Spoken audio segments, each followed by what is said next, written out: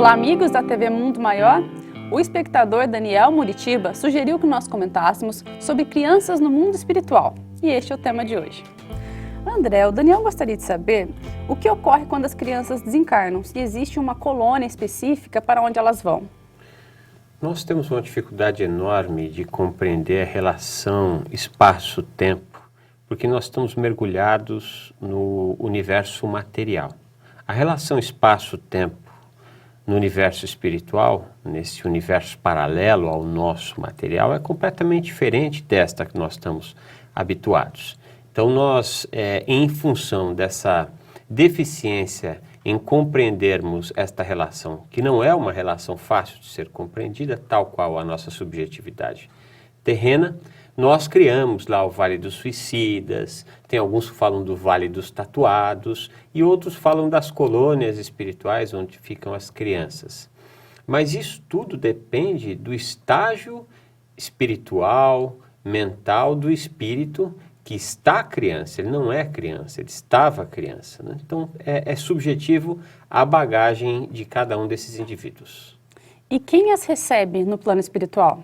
Nós aprendemos na doutrina espírita que, graças à misericórdia divina, cada um de nós tem um irmão que cuida, desde o projeto pré-encarnatório, passando pelas etapas da concepção, da infância e das etapas subsequentes, e que nos acompanha, inclusive, até o nosso retorno à espiritualidade. Alguns chamam de anjo da guarda, outros de mentor, né? Este espírito está ao nosso lado sempre que demanda algum tipo de atenção, né? É o espírito que leva a missão de nos acompanhar, de tal forma que o nosso projeto reencarnatório possa ser exitoso. Na maioria das vezes, é esse espírito que recebe o retorno, não só das crianças, como cada um de nós. O que ocorre é que muitas vezes nós estamos em tal desequilíbrio psíquico que não nos damos conta do atendimento que nós estamos recebendo, inclusive no que cabe à infância. E as crianças, elas passam pelo umbral? Todos passam pelo umbral. Nós não nos damos conta da etimologia da palavra. O que significa umbral? Umbral é passagem, né? Porque umbral, a porta é um umbral, né? Nós temos ali o desenho da porta, é exatamente um umbral, um ambiente de passagem. O umbral é um ambiente de passagem. Passagem do quê? É um ambiente de passagem do plano da matéria para o plano do espírito. O drama é quanto tempo nós ficamos no umbral. Este umbral, ele pode ser conhecido, pode ser compreendido também como desequilíbrio psíquico. Falta de orientação da nova relação espaço-tempo, excesso de culpa e das mazelas que nós vamos angariando ao longo da nossa existência terrena. A criança, por ter vindo, na maior parte das vezes, né, quando há o processo da encarnação, há quase que um completo esquecimento das vidas anteriores, das encarnações passadas. É como se fosse um computador que foi formatado, né? E ali começa a instalação dos novos softwares, das novas pastas, né? E nestas novas pastas e novos softwares da criança, muitas vezes não há os complexos de culpa, de medo, de trauma que tem já num adulto, né? Embora a psicanálise, por exemplo, nos fala dos traumas que podem ocorrer na infância e que muitas vezes arrastam-se por toda a vida, tornando-se inclusive cíclico no desencadeamento de outros dramas.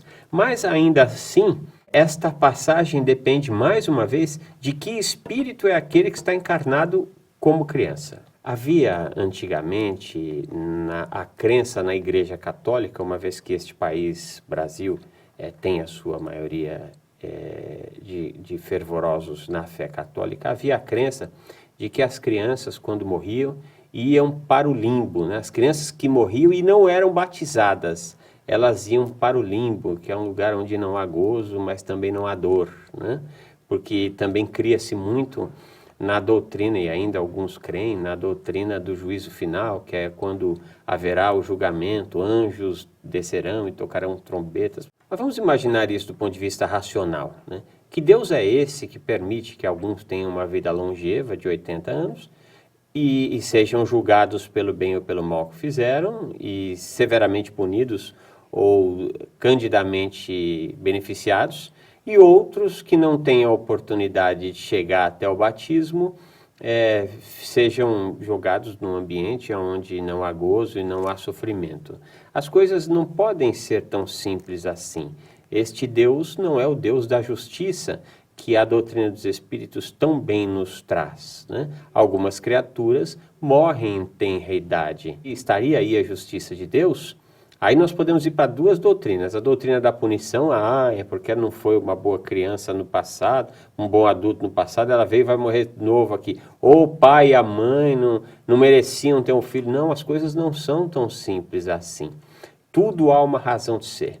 Por trás de nascimento e morte, há um planejamento, há um engendramento que é feito por parte dos espíritos superiores para que tudo se dê da melhor maneira possível, visando sempre a evolução daqueles que ficaram e daqueles que partiram.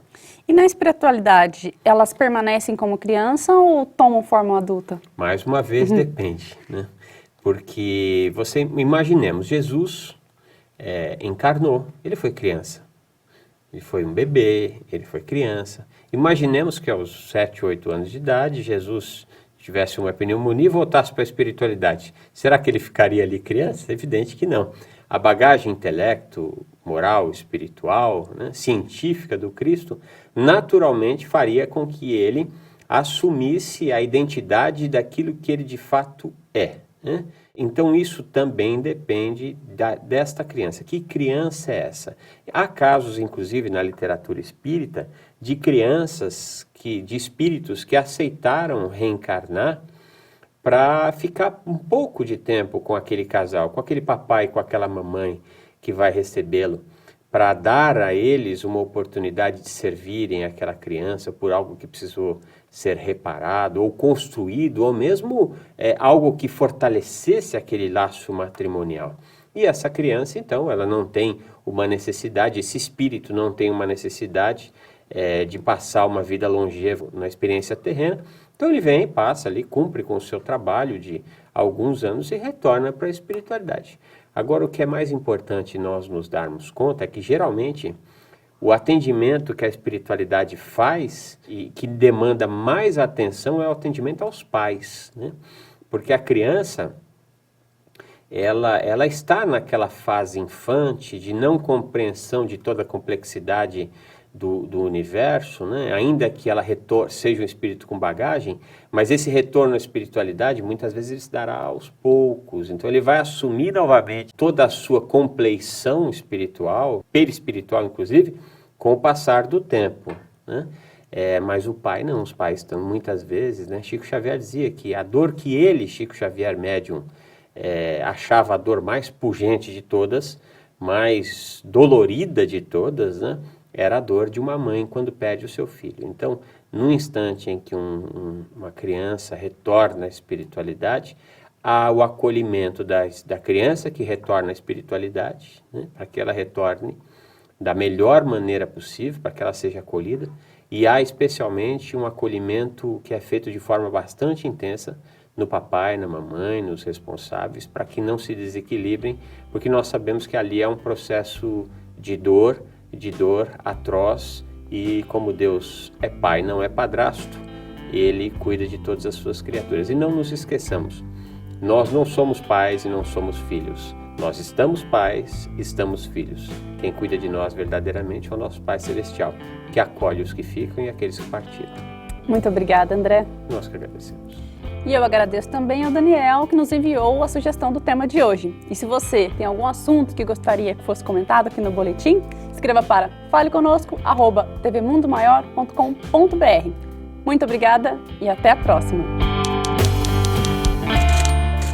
Gostou do assunto desse programa? Que tal se associar ao Clube Amigos da Boa Nova, passando a ser um patrocinador da divulgação espírita? Acesse www.amigosdaboanova.com.br ou ligue para 0800 12 18 38 e associe-se.